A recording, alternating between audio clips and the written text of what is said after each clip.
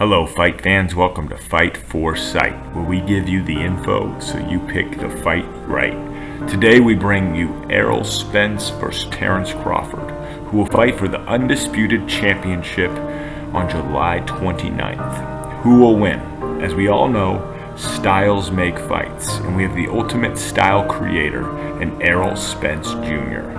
Though we have seen EJ change his style depending on the opponent, much of his career, his style has been to enforce his brute strength and pressure fighters to engage on the inside. This has proven to be a sound game plan for much of his career, and we likely will see it come July 29th versus Terrence Crawford.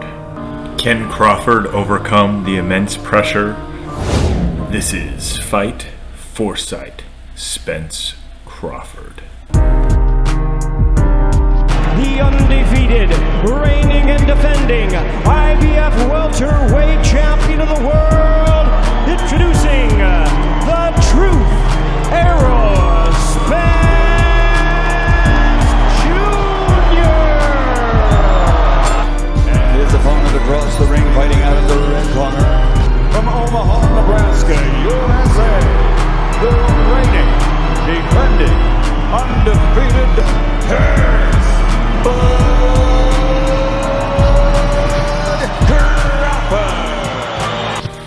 For much of this video, we will focus on Errol Spence's style, as we know he will dictate the pace come July 29th. In this clip, we can see classic EJ, double jab, pushing his opponent to the ropes, and then working on the inside like a freight train. One of Errol's best attributes in the trenches is his unpredictability. He throws high, low, around the guard. This pressure puts his opponent in a place where they choose to guard instead of engage. This allows EJ to have his way with his opponent and deliver max punishment. Even versus Mikey Garcia, a fight where he chose to box on the outside for the majority of the fight, we can see here his pressure forces Garcia to guard and not engage.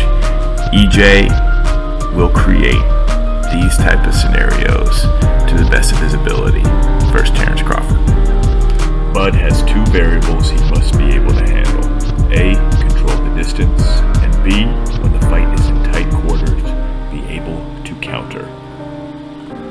Perhaps the best learning tape we can see is from Spence Porter, where Sean was able to work on the inside along with Spence utilizing his counter punch.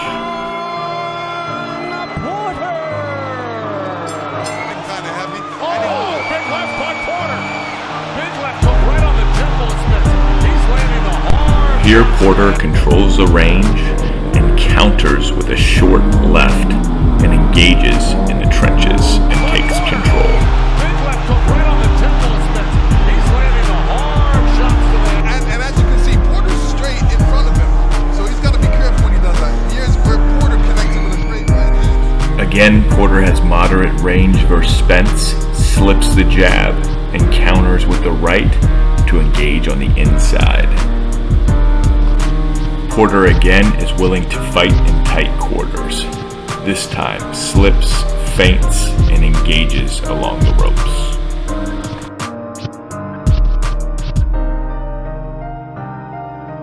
Another tape we can learn from is the Kell Brook fight, where Special K is able to control the distance and counter, albeit more from the outside, differing from Porter, who is willing to fight in the trenches.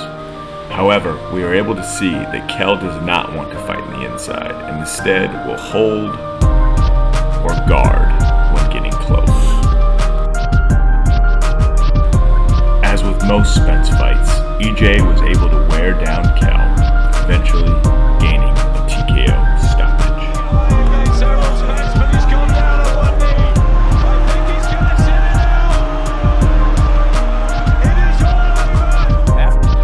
What about Crawford, controlling distance and engaging on the inside?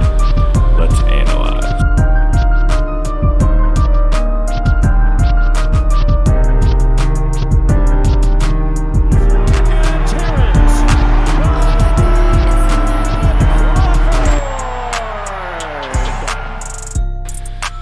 common opponent between Spence and Crawford, Porter challenged Terrence in these two areas. We see Porter pressing the issue with a double jab into a left hook, which is slipped by Bud and countered with his own double jab right hand. As we see, Bud is willing to fight.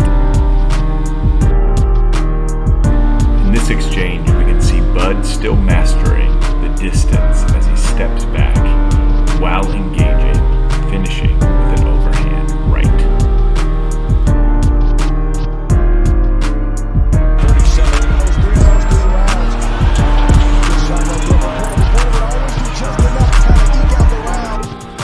As you can see, Terrence was not perfect when fighting on the inside.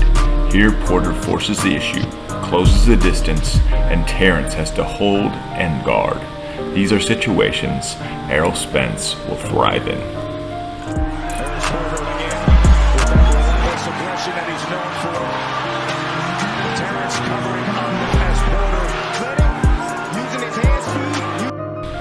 As the fight went on, Terrence was able to slip and counter on the inside much better, and he was able to eventually finish Sean Porter.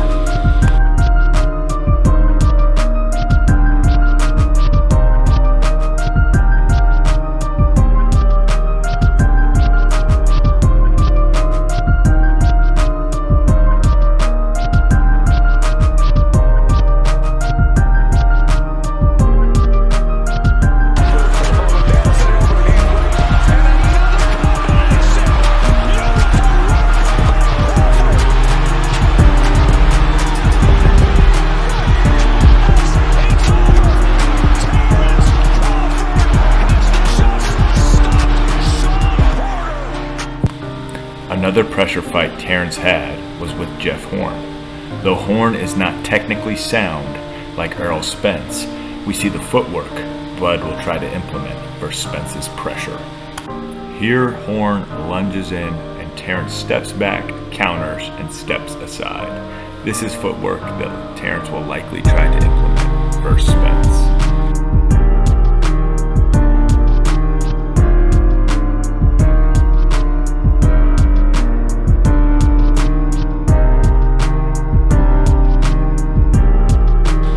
Here, Terrence versus Gamboa is willing to fight on the inside, but a much lower weight class, much less power.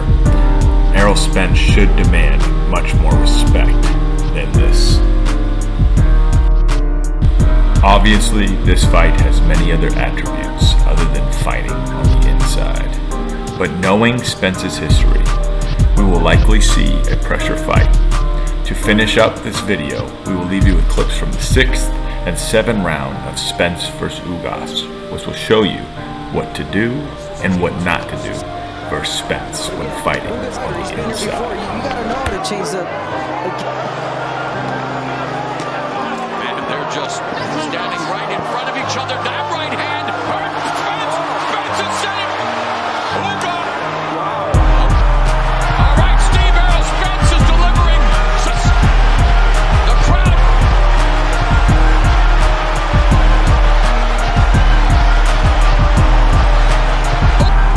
All right, Steve Errol Spence is delivering.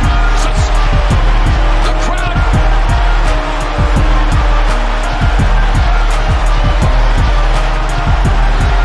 Ugas in his still smiling, his face. Come back in this round for Errol Spence, really. Guys, it's incumbent upon him to do something.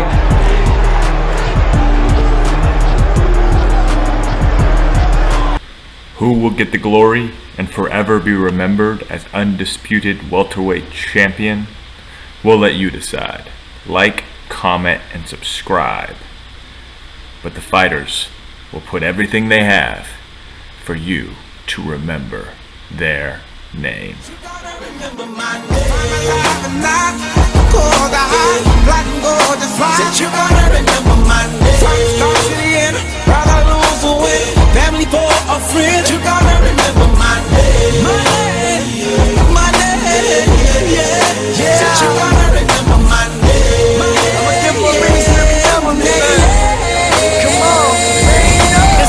I promise to be nothing short of G. Never beg for mercy, never